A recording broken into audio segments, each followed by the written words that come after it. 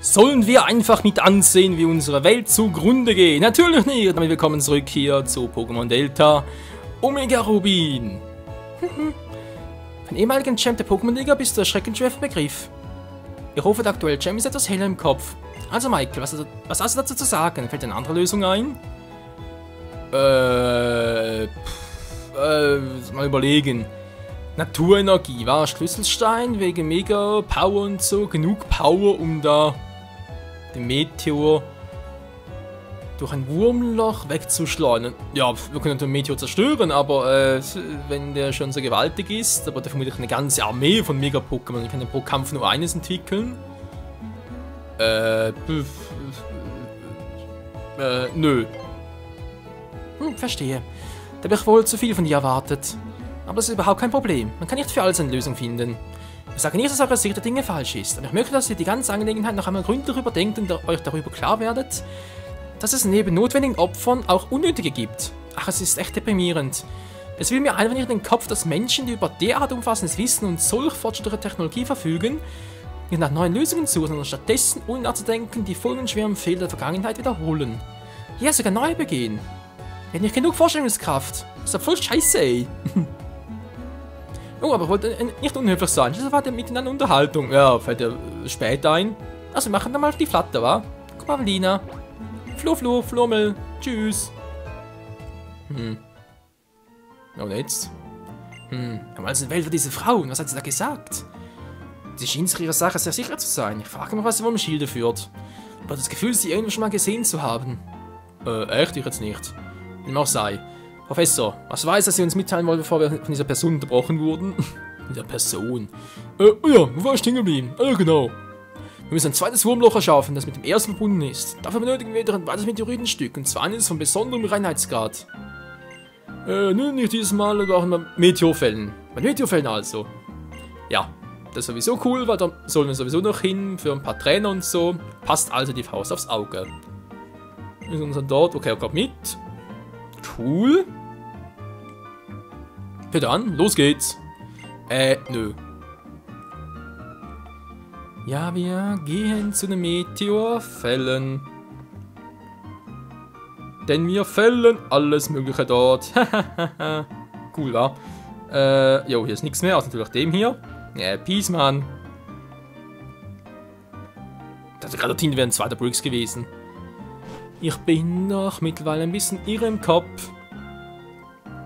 So. Jo, würde ich mal sagen, absolut Meteorfällen, war. Aber ich natürlich auch dort wiederum Azumarill brauche. Ein bisschen nervig gerade.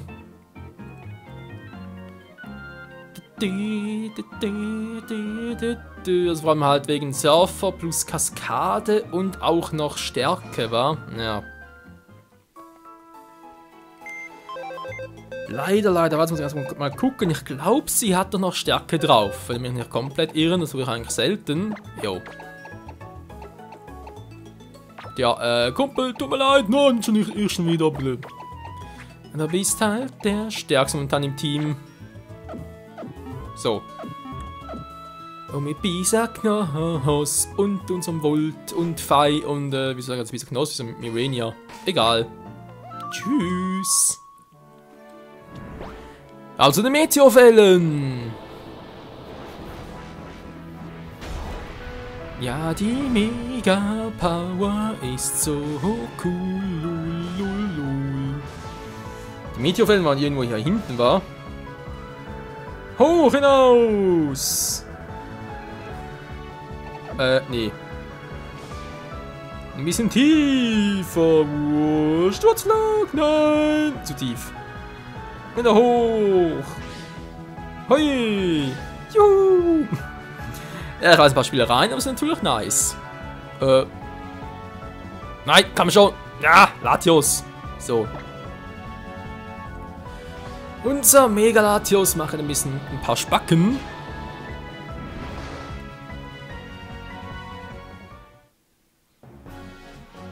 Route Nummer 14 und tschüss. Die Meteorfälle ist schon eine Weile her, ich weiß, wir waren damals noch ganz kurz, hier diesmal sind wir ein bisschen länger hier unterwegs. So, machen wir erstmal wieder mal einen Top-Schutz, mal aus Sicherheitsgründen und dann mal gucken, wo wir noch ein paar Trainer finden. Natürlich sind die ein bisschen stärker wiederum. Aber so unser Pokémon auch nicht mehr Level 1 haben, also so gesehen dürfte das schon ganz cool werden. Okay, da oben war ich bereits.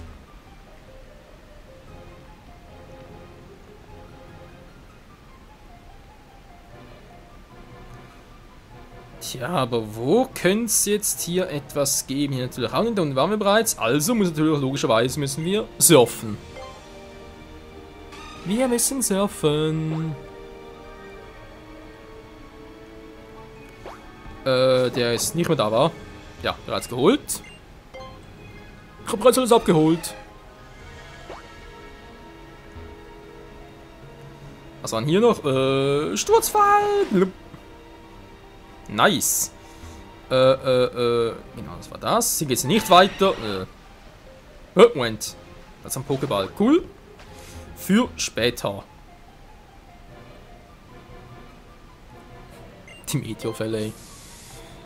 Ja, sehen schon cool aus, muss man zugeben. Dann bitte mal wieder hoch hinaus. Wie oft hören wir noch dieses Pipi? Ich weiß auch nicht. Keinen blassen Schimmer. Oh, das war ein Pipi. Ich muss mal Pipi. Aber nicht jetzt. Doch kann ich nicht, also bringt nicht Hilfe. Ein Sternstau, wiederum etwa, glaube ich, 2500 Pokédollar war. Na, zumindest ungefähr.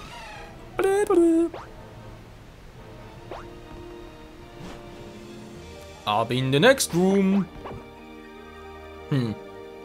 Okay, sehr offen. Aber natürlich haben wir auch noch ein paar Trainer und zwar keine gewöhnlichen. Es sind, ja, wie könnte es anders sein? Hier sind es halt die Drachentrainer. Wir haben natürlich etwas für Volt nach wegen dem Eishieb, aber wie gesagt, erst später. Viel später. Hier trainieren Trainer, die Drachen-Pokémon einsetzen, die sogenannten Drachenprofis. Ja, Champ, nö, der nicht.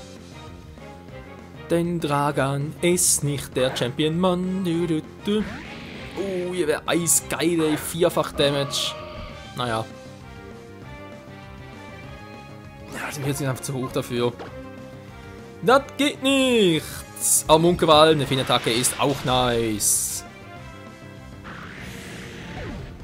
Ja, der Feenvorteil muss man ausnutzen. Elektroball wäre zwar geil, aber sollst ja gefälligst mal den Donnerschlag, ja nicht Elektroball. Okay, das gefällt mir fast schon gut. Ja, nicht, dass du so stark bist. Du Cheater. Was? Ich cheate nicht, ich bin einfach sonst so stark.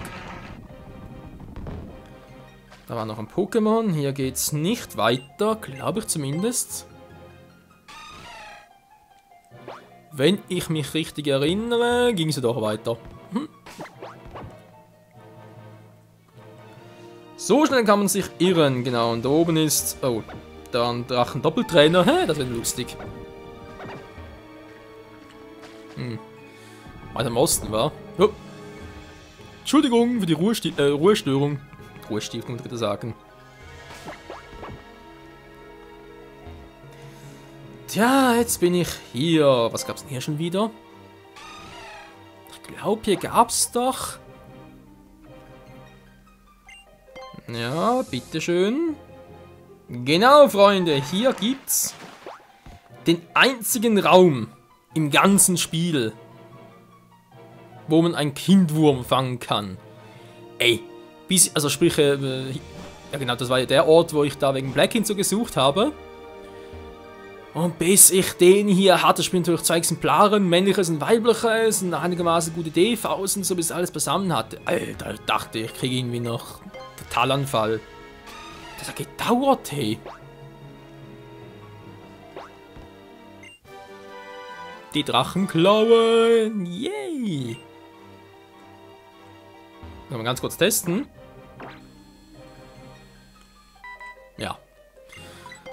Da war natürlich ein bisschen mühsam, die ganze Zeit reingehen, rausgehen und halt hier oben ein bisschen rumsurfen und so, nach Kindwurm suchen und blablabla, bis du endlich mal hattest.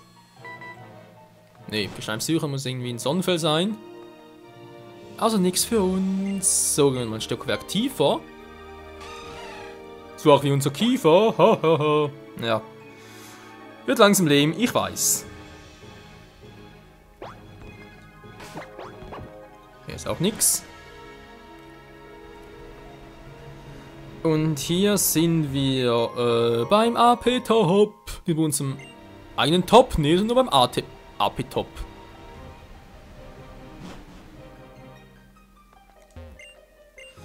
Dann kommen wir dann zurück und ja, halt einen anderen Weg nehmen.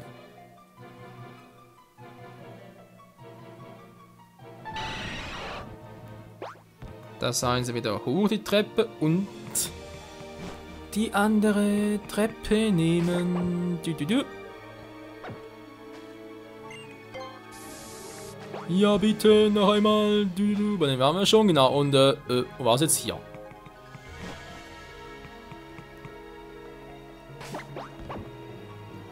Servus, Mann, ich bin der Michael. Wie geht's denn so? Hallo, wollt ihr mit dem... Ne, ich wollte nicht quatschen. Und hier gab's... Was war das noch? Irgendwas Verstecktes war? Nö, einfach nix. Da war einfach ein Megastein noch? Nee, ich glaube nicht, war da. Da seid ihr bereits gesammelt? Nee, ich glaube auch weniger. Servus! Meine Muskeln sprechen ein klarer Sprach. Sagen, ich soll mit dir einen Kampf austragen. Echt jetzt? Naja, solche Muskeln hast du jetzt gar nicht. Wieschu! Wieschu!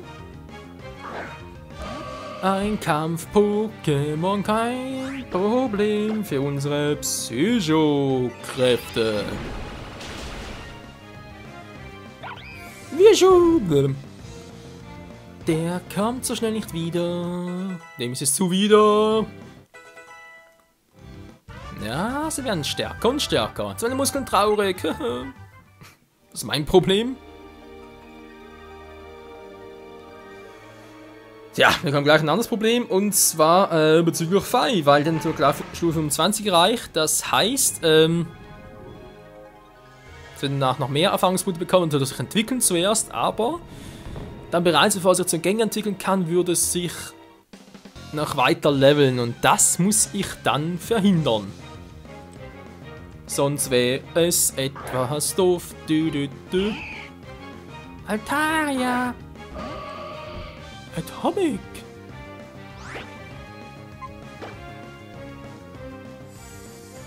Macht des Mondes! Booms! Fidiralala! Wem baue ich Scheiße? Ja, scheiß Unfall vor allem.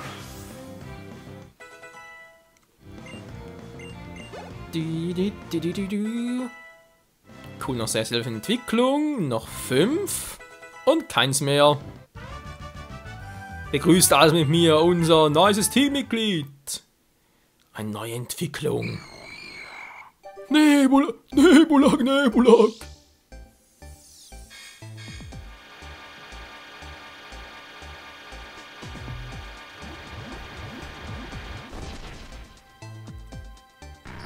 Ich präsentiere den ganz schnellen Schattenboxer. Alpollo. Moment, ging anders, wa? Alpollo. Ich kann die Stimme nicht mehr. Alpollo. Nee, Alpollo. Ist egal. Pinselfaust. Nee, dankeschön. Ich brauche nicht. Dankeschön. Nee, sicher nicht. Gut, dankeschön. Und Tschüssikowski. So viel dazu. Es müsste hier eigentlich auch noch irgendein Gegenstand sein, außer ihr habt den vorhin übersehen. Hey, ja, da vorhin dort. Verrückt. Na gut, so wichtig ist auch nicht. Jo, wie gesagt, an einer Stelle seht ihr, wenn nach K.O. geht und keine Erfahrungspunkte mehr bekommt. Ja, quasi fies, aber ich würde hier sonst noch grausig leveln.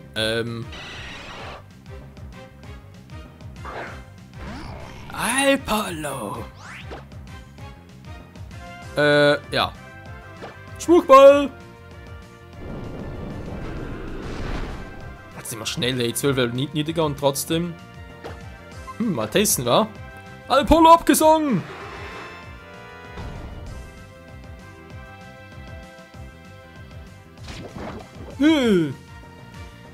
Das finde ich nicht geil. Schutzschild, du haust nicht ab.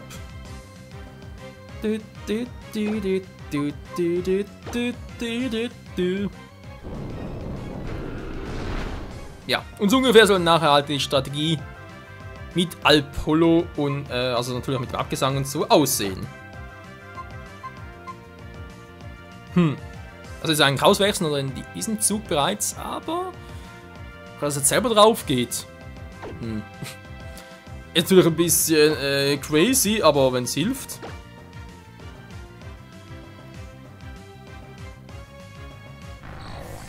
Alpholo!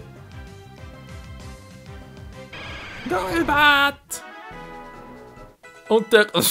Okay, entwickelt sich Tommy noch, wieso auch nicht? Er entwickelt natürlich genau Level Up.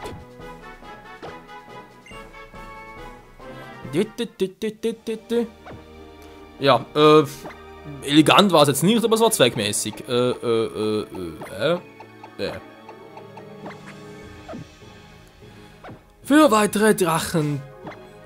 Ich überlege gerade, da ist doch ein bisschen mal Mirania rein, weil wenn es ein Doppelkampf. Ne, come on. Gehen wir mal sicher. Jetzt müssen wir gleich einen Doppelkampf kommen und sind unsere Pokémon noch nicht ganz so stark genug, wie ich es gerne hätte. Hier. Wir haben immer trotz mit unseren Pokémon gegeneinander gekämpft. Wir werden siegen. Wir sind seit über 50 Jahren glücklich verheiratet. Das Band, das uns verbindet, kann niemand doch trennen. Mit einer guten Schere, Mann, kann man alles durchtrennen, Frau. Das kämpft wohl die die Drachen-Pokémon. Das ist doch kein Problem. Man, erstmal den hier und dann haben wir da einen Kampf. Oh, bisher gemacht, aber egal. Der schnelle Feger! Militalis. Mirania! Nee, war's nicht. Noch 4 Level, dann entwickle sich zu Bisaflor weiter. Sicher Power. Hayama. Elekid. Noch der hat nur noch 5 Level vor sich bis zur Entwicklung. Ja, dann werden wir erstmal richtig schön getauscht.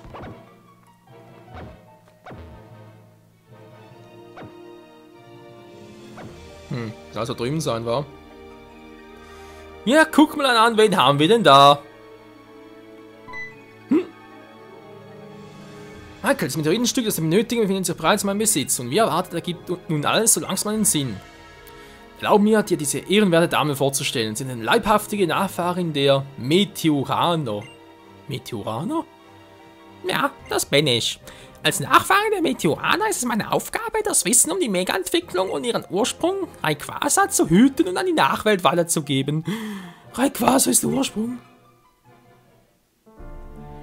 Vor langer Zeit wurde die Höhenregion von einer Katastrophe nach der anderen heimgesucht. Immer wieder stand sie kurz vor der Zerstörung, sei es durch die unzähligen Meteoriten, die auf Höhen herabregneten, oder durch das Wüten der ursächlichen Pokémon in ihrer Protomorphose-Form. Doch glücklicherweise eilte Rayquaza den Bürgern Höhens stets zur Hilfe. Es heißt, die auserwählte Wissenshüterin trat vor einen Stein, der in den Farben des Regenbogens leuchtete, und rief voller Hoffnung Rayquaza an. Dessen Körper hüllte sich daraufhin in gleißendes Licht und nahm eine völlig neue Form an.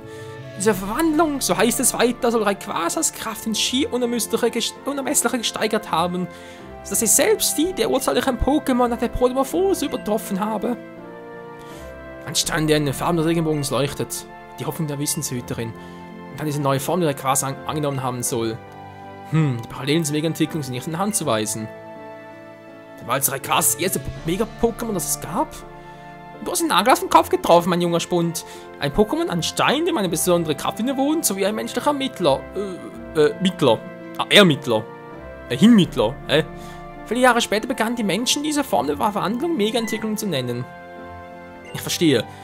Da kann die Menschheit also erstmals mit dem Mechanismus der Mega-Entwicklung in Berührung, als Rayquaza sich hin offenbarte. Eine Frage brennt mir schon die ganze Zeit auf der Zunge. Was genau hat es mit dieser Wissenshüterin auf sich? Wissenshüter sind Menschen, die über das Wissen und die Macht verfügen, ein Quas zu beschwören. Die Macht, wenn unsere Welt von Unheil heimgesucht wird. Die rechtmäßige Wissenshüterin unserer Zeit heißt Amalia. Das ist ein Mädchen. Amalia hat bereits die Initiative ergriffen und tut alles in ihrer Macht Stehende, um das Unheil abzuwenden. Dass diese Welt uns zum 3. Mal zerstören droht. Wir schwören, Rayquaza vorzubereiten, hatte sie eine gewisse Organisation unterwandert, die danach strebte, einen zusätzlichen Pokémon zu erwecken. Inzwischen durchstreift sie doch auf eigene Faustberg und Talen sammelt Schlüsselsteine. Muss es doch, dann war diese Frau im Raumfahrtzentrum also wirklich eine Meteoranerin. Wer hätte gedacht, dass sie für die Wiederentwicklung des ursprünglichen Pokémon mitverantwortlich ist? Die unvorstellbaren Kräfte und die verheerenden Naturkatastrophen, die sie hervorgerufen hat, waren ihr offenbar völlig egal. Hat sie auch noch einen Gedanken daran verschwendet, wie viele Menschen, wie viele Leben unschuldiger Menschen und Pokémon sie damit in Gefahr gebracht hat? Hält das etwa für ein unvermeidliches Opfer, um den Planeten von dem Meteor zu retten? Bedenke zweierlei, du forschenden Urteils, mein junger Freund. Erstens muss das Gleichgewicht der Dinge gewahrt werden. Und zweitens möchte ich daran erinnern, dass sich die Geschichte stets wiederholt. Um den Planeten vor dem Untergang zu bewahren, müssen wir Meteoraner stets große Opfer bringen. Wir haben immer unser Bestes gegeben, um zu gewährleisten, dass der Frieden auf diesem Planeten möglichst lange andauert. Ich kann langsam nicht mehr. Diese Welt mit allen Pokémon, mit den Menschen-Pokémon sowie der Vielfalt der Natur kann nur dank für Opfer weiter existieren. Jetzt, kein Bock mehr drauf zum Vorzulesen. Könnt ihr selber lesen, Leute.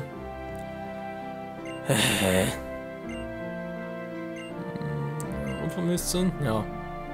Natürlich doof, wa? Ich verstehe. Ja, sehr verschleißt, dankeschön. Ich habe ein ungutes Gefühl. Mein Gespür täuscht mich nur selten. Devon Corporation. Okay, geh du mal. Tschüss. Ich war hier mit einem dämlichen Itemradar. Gut, Freunde, danke fürs Zusehen. Nächsten Part geht's dann hier weiter. Ja, noch ein bisschen Training von Voltmirania hier drin in der Meteor. Dann gehen wir nach Meteor City, tauschen uns auf Fei wieder auf Alpha Saphir für die Entwicklung zu Gengar. Vielleicht sogar inklusive Volt, also sprich elektrosexuelle Voltec und damit mit Mirania im Doppelpack noch, also sprich im Dreifachpack, wäre das dann richtig, richtig geil. Naja, ich hoffe zumindest. In diesem Sinne, bis zum nächsten Mal und speichern. In diesem Sinne, tschüss.